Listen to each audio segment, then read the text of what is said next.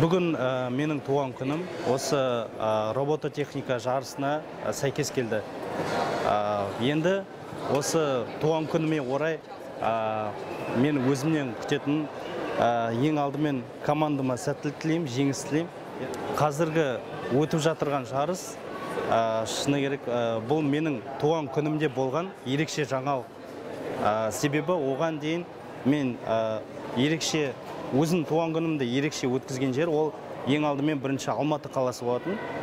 Яғни ол жақта қыдырып барған кезде. Ал енді қазір мен жарыс мақсатында барғанымен қоймай, сонымен қатар туған күнім осы Нұр Сұлтан қаласында өтетініне қуаныштымын.